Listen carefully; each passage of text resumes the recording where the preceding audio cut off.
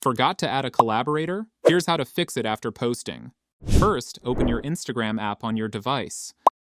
It works on both iPhone and Android. Now, in the bottom right corner, tap on your profile icon. Choose the post you want to add a collaborator to. Once it's open, tap the three dots in the top right corner of that post. From the menu that appears, select Edit.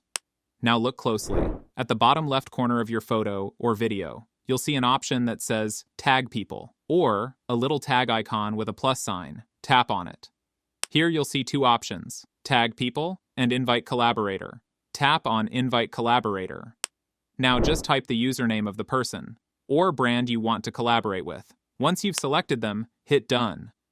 Again, tap Done to confirm.